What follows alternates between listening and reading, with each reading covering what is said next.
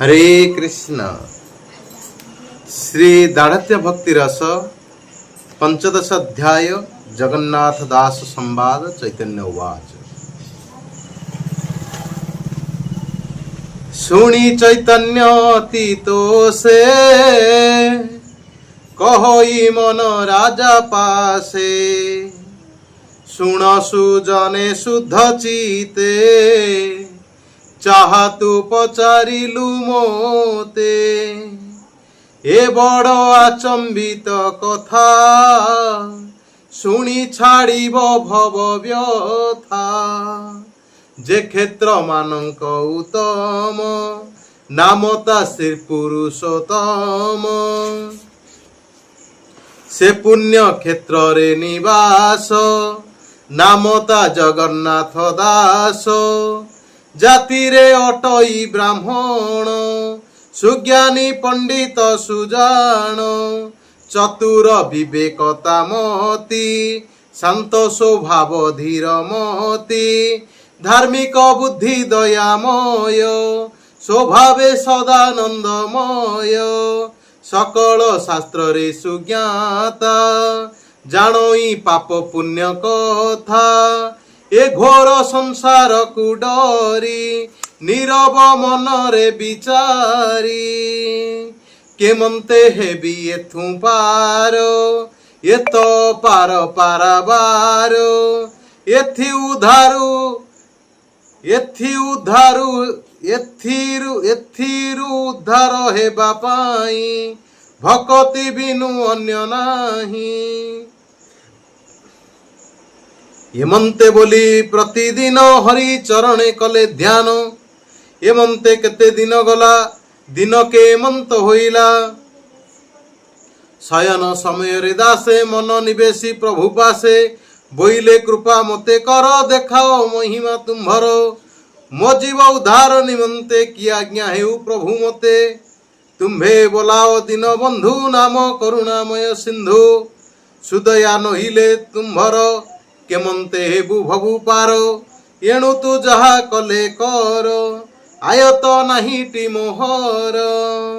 एमंत बोली निद्रा गते हरिंकु चिंते निज हृदय गते।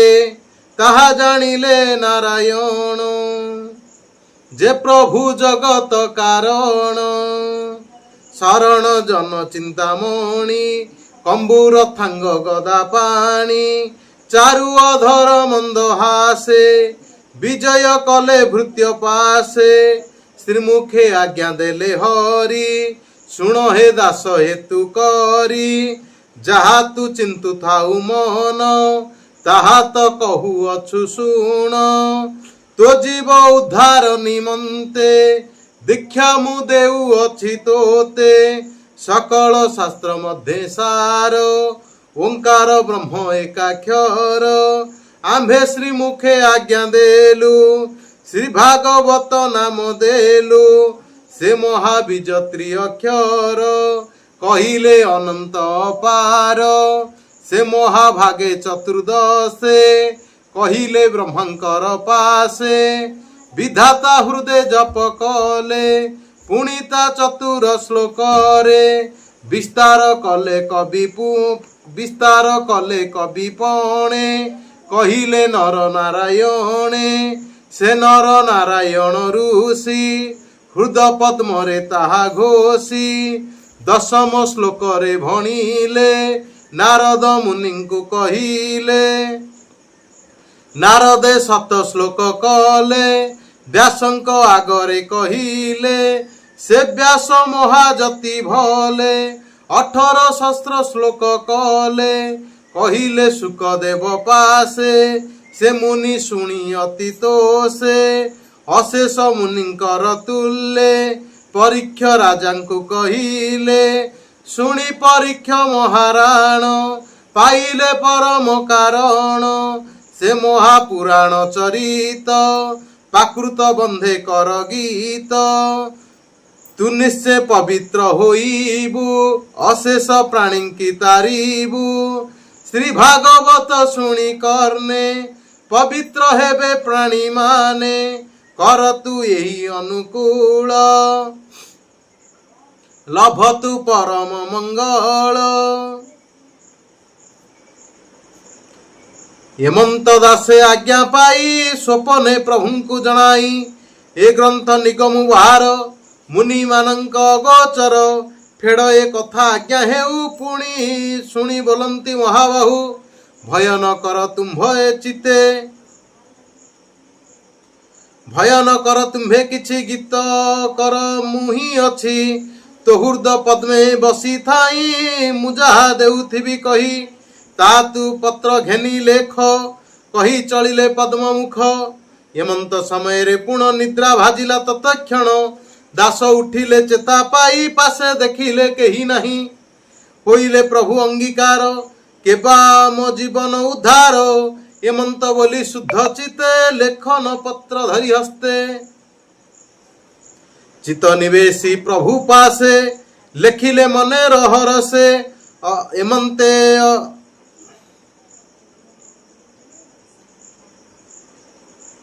ଏମନ୍ତେ ସ୍କନ୍ଦ ପୁରାଣ ଯେ ଅଟେ କଠିନୁ କଠିନ ପ୍ରାକୃତ ବନ୍ଧେ କଲେ ଗୀତ ସେ ପୁଣ୍ୟମୟ ଭାଗବତ ପ୍ରାଣୀଙ୍କ ଚିତ୍ତ କରି ଚୋରା କାଢିଲେ ମୁକତି ପସରା ସୁନ୍ଦର ମଧୁର କୋମଳ ସାଧୁକ ଶ୍ରବଣ ମଙ୍ଗଳ ପ୍ରାଣୀ କଳମୁଷ ନାସିବାରେ ଗାୟନ କଲେ ସର୍ବଠାରେ ତାହା ଶୁଣିଣ ପ୍ରାଣୀ ମାନେ ଅତି ଆନନ୍ଦ ହୋଇ ମନେ ସ୍ତ୍ରୀ ପୁରୁଷ ବାଳ ବୃଦ୍ଧା ସମସ୍ତେ ଶୁଣିବାରେ ଶ୍ରଦ୍ଧା ସେହି ପୁରରେ ଯେତେ ନାରୀ ଦାସଙ୍କୁ ଆଣିଲେ ହକାରି ବସନ୍ତି ମଣ୍ଡଳ ଆକାରେ ଦାସଙ୍କୁ ବସାଇ ମଧ୍ୟରେ ବୋଲନ୍ତି ସମସ୍ତେ ଅବଳା କହ ଶ୍ରୀକୃଷ୍ଣ ବାଲ୍ୟ ଲୀଳା ଶୁଣି ପବିତ୍ର ହେଉ ଆମ୍ଭେ ବହନ କହ କିନା ତୁମ୍ଭେ ତା ଶୁଣି ଜଗନ୍ନାଥ ଦାସ ଗାୟନ କରନ୍ତି ଅଭ୍ୟାସ ଶ୍ରୀକୃଷ୍ଣ ଗୋପୀଙ୍କର ଭାବ ଯେ ବ୍ରହ୍ମା ଶିବଙ୍କୁ ଦୁର୍ଲଭ କେ କହିପାରେ ତହିଁ ସ୍ୱାଦ ବିଷୟା ବିଷକୁ ଯେ ଗଦ ପଦ ପଦ କେ ସୁଧା ଝରେ ଅଶେଷ ଜନ୍ମ ପାପ ହରେ ତାହା ଶୁଣିଣ ନାରୀ ବୃନ୍ଦ ଲଭନ୍ତି ପରମ ଆନନ୍ଦ ଅନେକ ଧନ ବସ୍ତ୍ର ଦେଇ ସମସ୍ତେ କୁହନ୍ତି ବିନୟୀ ପ୍ରତିଦିନରେ ଆମ୍ଭପୁରେ ବିଜୟ କରୁଥିବ ଥରେ ପବିତ୍ର କରି ଗାଉଥିବ କହି ଶ୍ରୀକୃଷ୍ଣ ଲୀଳା ଭାବ ତା ଶୁଣି ଦାସେ ଶ୍ରଦ୍ଧା ମନେ ଚଳନ୍ତି ଆପଣା ଭୁବନେ ପ୍ରତିଦିନରେ ହି ମତେ ଗାୟନ କରୁଥାନ୍ତି ନିତ୍ୟ ତାହା ଦେଖିଣ ଖଳ ଜନେ ସହି ନ ପାରିଥାନ୍ତି ମନେ ଏଣୁ ତାହାଙ୍କ ଦୁଷ୍ଟମତି ସାଧୁଙ୍କ ସଙ୍ଗେ ବୁଲୁଥାନ୍ତି କାକା ଚଣ୍ଡାଳ ଜେହ୍ନେ ଦାଣ୍ଡେ ଧାଇଣ ଯାଉଥାନ୍ତି ଚାଣ୍ଡେ ଦେଖିଲେ ତୁଳସୀ ବୃକ୍ଷରେ ଚରଣ ଟେକି ମୂତ୍ର କରେ ମୂଷିକ ଜେହ୍ନେ ଦ୍ରବ୍ୟ ରସ ଦାନ୍ତେ କାଟିଣ କରେ ନାଶ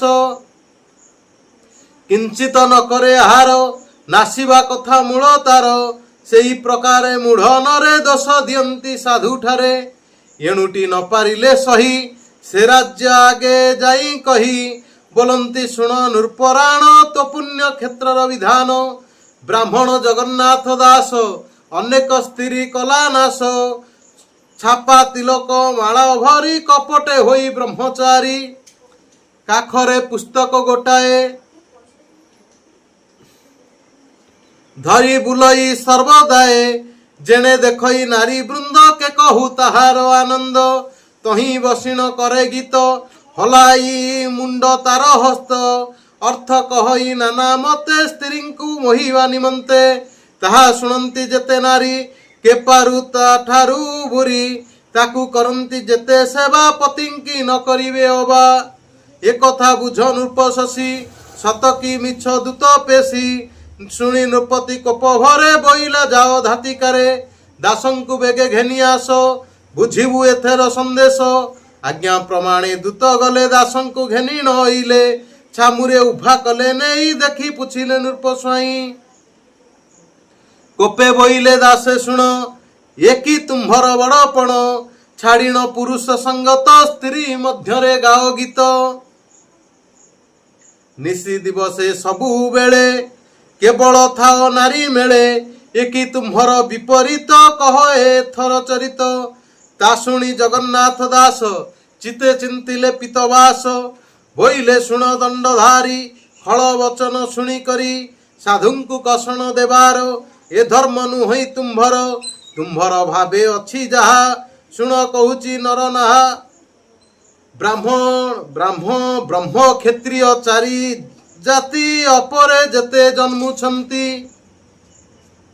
स्त्री पुरुष बाल वृद्धा जेओ बा शुणी करे श्रद्धा बसिबु तार पासे जाई एथि संशय किछि नहीं स्वरूप शुण दंडधारी आम्भे तो अटु ब्रह्मचारी पुरुषे पुरुष बोलाऊ स्त्री संगे स्त्री हेउ वाह वाह वाह एणुटी श्रीहरि कृपाए एणुटी श्रीहरि कृपाए चिते काहाकू नहीं भये ताहा शुणिन नृपवर क्रोधरे कंपई शरीर दंते अधर चापीर से बोइले शुण आहे दासे यह तो कहिल वचने केमंते जीवा प्रते मने। जगन्नाथ दास महाप्रभु श्री जगन्नाथंकर सखा परम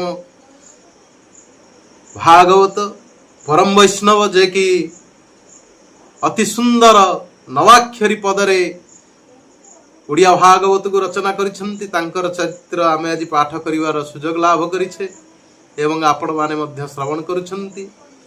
एई जगन्नाथ दास बाल ब्रह्मचारी थिले एवं दिने से भगवान को प्रार्थना करुछंती हे महाबाहु हे जगतर नाथ जगन्नाथ मु किपरि मोर आत्मार कल्याण मु करि परिबी। महाप्रभु स्वप्न रे आसी कहउछंती जे किपरि ब्रह्माजी भगवान निजे ओंकार उच्चारण करथिले एवं से ओंकार शब्द सुनी ब्रह्माजी चतुर्श्लोकी भागवत करथिले रचना करथिले एवं से चारोटी श्लोक थी समन्वित भागवत को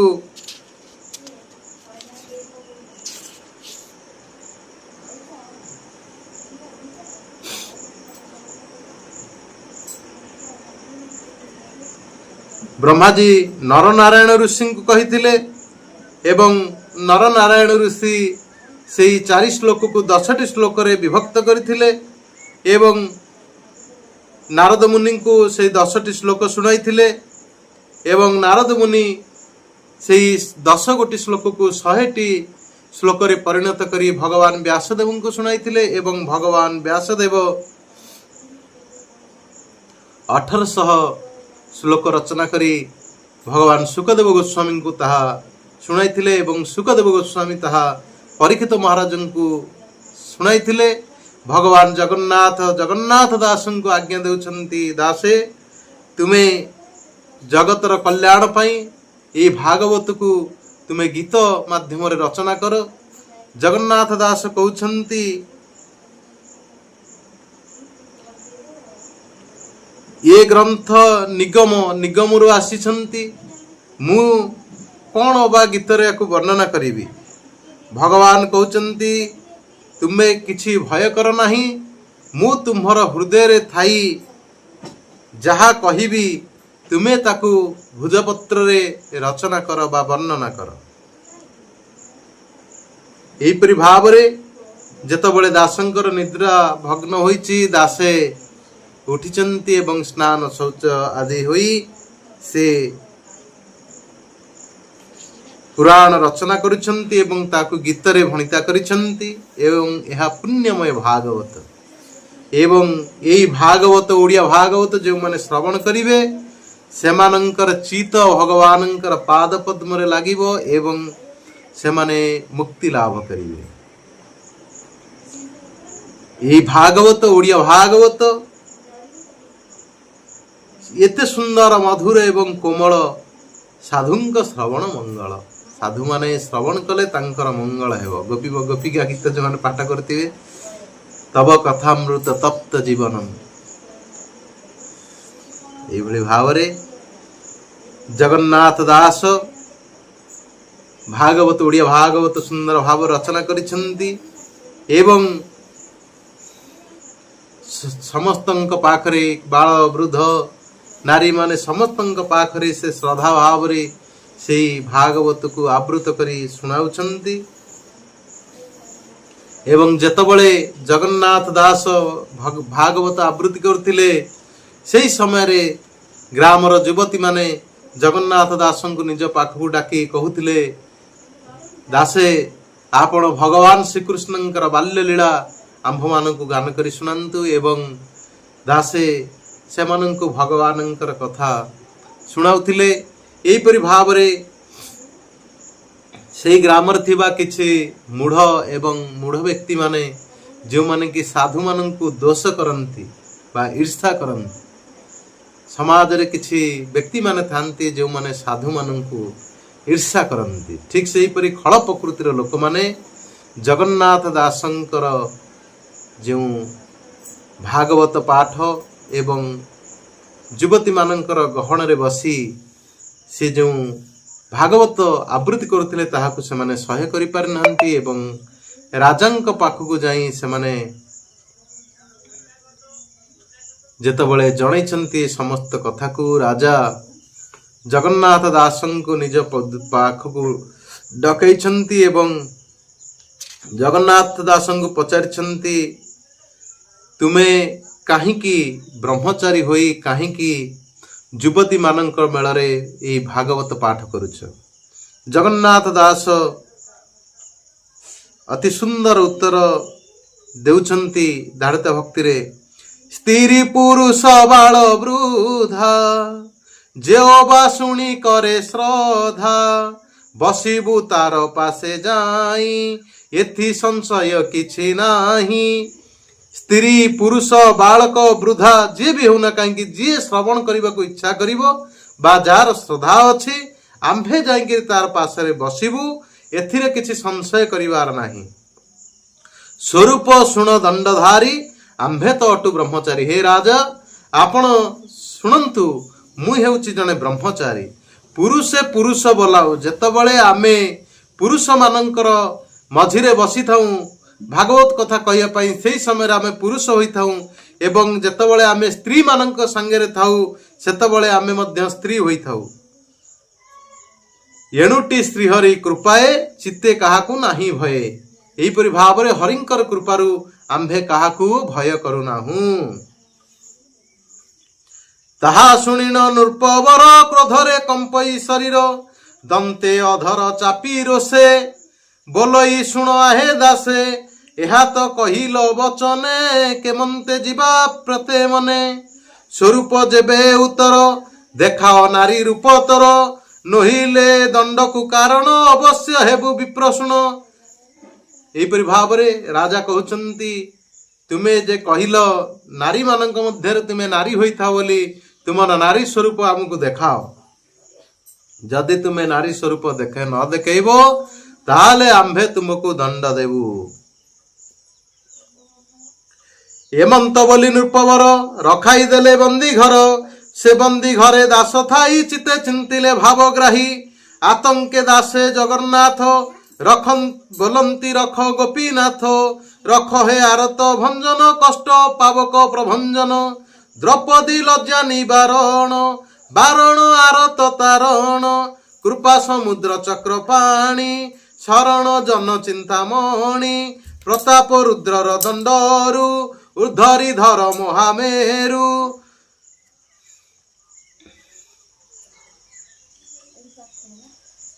लज्जा समुद्र पारिकर जेबे मु शरण तुम्भर। करुणा कर प्रभु मते किरति रहुए जगते। ए जे पुरुष रूप जाऊ स्त्री स्वरूप मोर हेउ। देखी नृपति मरु भाली, कलंक मुखे लागू काली। कपटी जन छंती जेते चिंतारे मरंतु समस्ते। एहिपरि भावरे राजा जगन्नाथ दासन को बंदी गृह रे रखाइछंती। एवं बंदी गृह रे थाई जगन्नाथ मणिमा श्री जगन्नाथ गोपीनाथ को प्रार्थना करुछंती। हे गोपीनाथ, हे जगतर नाथ जगन्नाथ, आपण कृपा करी मोते ए पुरुष रूप जाऊ स्त्री स्वरूप मोर हेउ। एवं राजा मोर स्त्री रूप को देखी ଭାଳି ହୁଅନ୍ତୁ ଏବଂ ଯେଉଁ ଦୁଷ୍ଟମାନେ ରାଜାଙ୍କ ପାଖରେ ଫେରାଦ କରିଛନ୍ତି ସେମାନଙ୍କ ମୁଖରେ କଳଙ୍କ ଲାଗୁ ଏବଂ ଯେଉଁମାନେ କପଟି ଅଛନ୍ତି ସେମାନେ ଚିନ୍ତା କରି ମରନ୍ତୁ।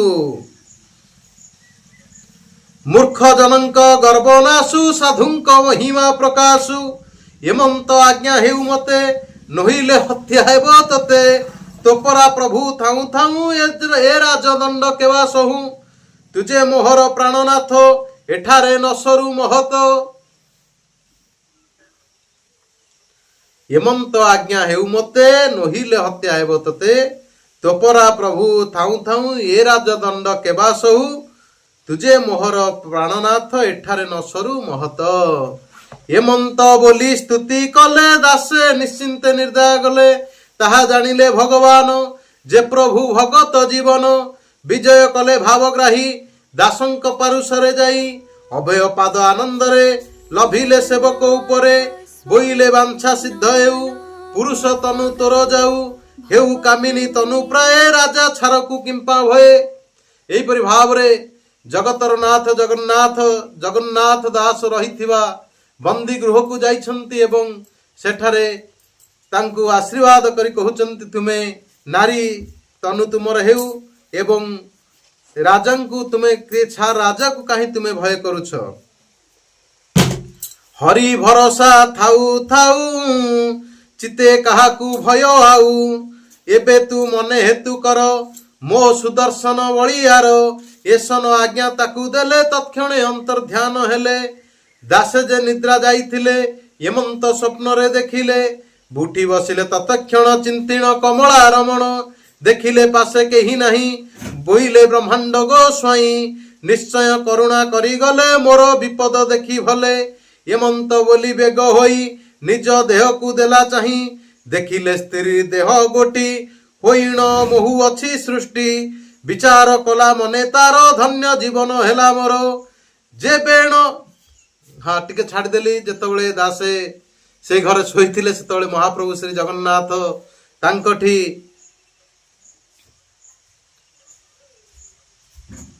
ତାଙ୍କ ପାଦ ପଦ୍ମ ଦାସଙ୍କଠି ସ୍ପର୍ଶ କରୁଛନ୍ତି। ଏଠି କୁହାହଉଛି ବିଜୟ କଲେ ଭାବଗ୍ରାହୀ ଦାସଙ୍କ ପାରୁଷରେ ଯାଇ ଅଭୟ ପାଦ ଆନନ୍ଦରେ ଲଭିଲେ ସେବକ ଉପରେ ବୋଇଲେ ବାଞ୍ଛା ସିଦ୍ଧ ହେଉ ପୁରୁଷ ତନୁ ତୋର ଯାଉ। ଏହିପରି ଭାବରେ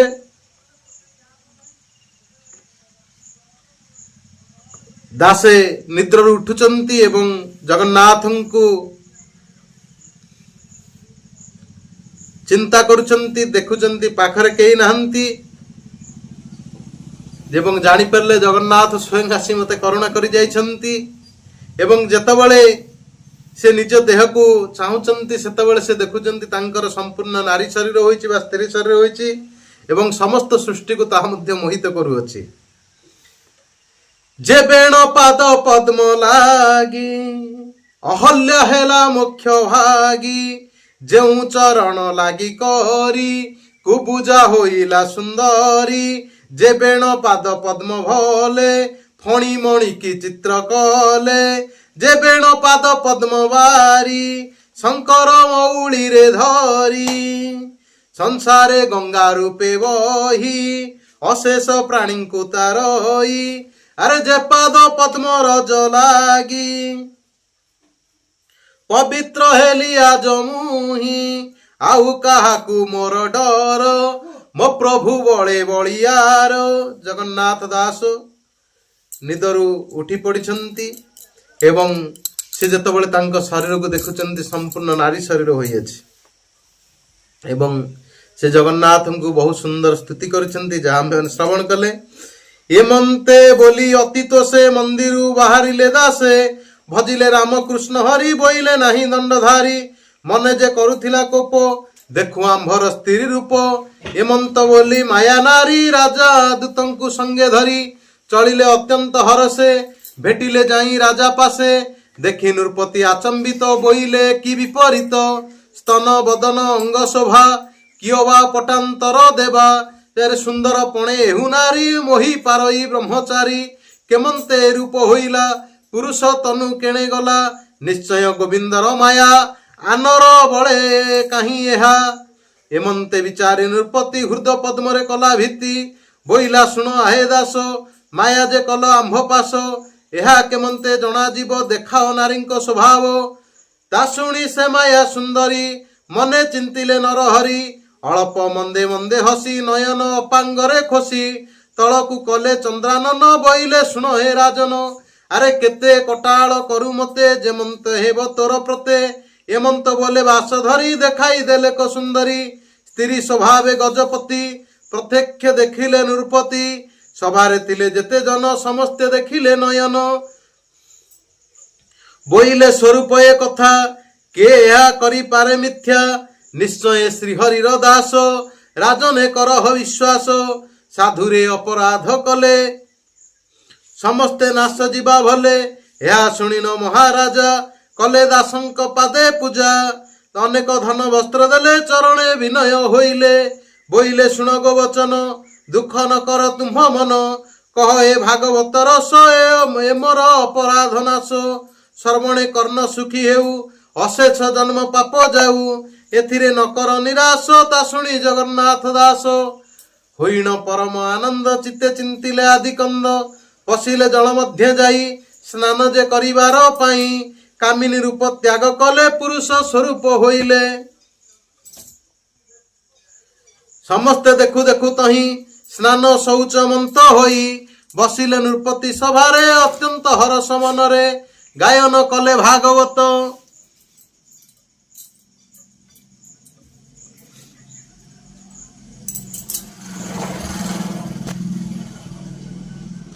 ଯେ ସୁକ ଦେବଙ୍କ ଉକତ ପାକୃତ ବନ୍ଧେ ଥିଲେ କରି ସେ ମହାପୁରାଣ ବିସ୍ତାରୀ କହିଲେ ନୃପତି ଅଗ୍ରତେ ଆଦ୍ୟରୁ ପ୍ରାନ୍ତ ପର୍ଯ୍ୟନ୍ତେ ଶୁଣି ନୃପତି ସଭାଜନେ ଅତି ହରସ ହୋଇ ମନେ ଦାସଙ୍କୁ ଅତ୍ୟନ୍ତ ପ୍ରଶଂସୀ ବୋଇଲେ ତୁମ୍ଭେ ବ୍ରହ୍ମରାଜ ଋଷି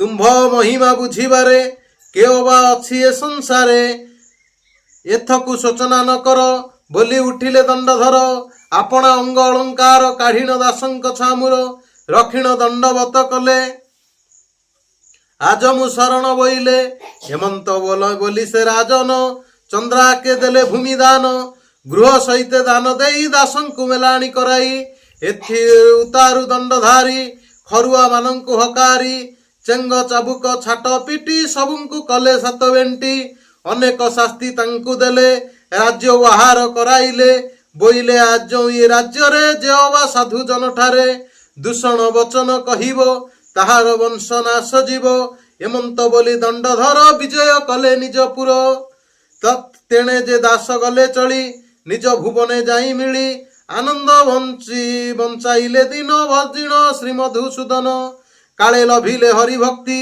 ସଂସାର ମଧ୍ୟ ଅଛି କୀର୍ତ୍ତି ଶୁଣ ସୁଜନ ଶୁଦ୍ଧ ଚିତେ ଏ ଦାଢ୍ୟ ଭକ୍ତି ରସାମୃତେ ପଢି ଶୁଣିବେ ଯେଉଁ ଜନେ ନ ଯିବେ ସମନ ସଦନେ ଅଶେଷ ଜନ୍ମ ପାପ ନାଶୀ ଦେବଙ୍କ ସଙ୍ଗେ ଥିବ ବସି କହଇ ବିପ୍ର ରାମଦାସ ମୂଳଟି ଅଟଇ ବିଶ୍ୱାସ ବିଶ୍ୱାସ ବିନା କର୍ମ ଯେତେ କେବଳ ଆଶ୍ରୟ ଜଗତେ ଏଣୁ ପାମର ରାମଦାସ ସାଧୁ ଚରଣ करे ଆସ ସୁଜନ ଏହି ରସେ ରସ ଏ ଭବ ଜଳରେ ନ ଭାସ इति श्री दाढ़्य भक्ति रसामृते मन चैतन्य संवादे जगन्नाथ दास दाढ़्य भाव मुख्य नाम 15 अध्याय परवर्ती अध्याय दाढ़्य भक्ति रसने आम्भे माने श्रवण करिबा माधव आचार्य संवाद हरे कृष्ण भक्त पाई जुगे जुगे भगवान लीला करिछंती लीला भयंकर लीला बहुत अद्भुत एवं अनुपम मोर भक्त मोर मित्र जगत करे से पवित्र हरे कृष्ण।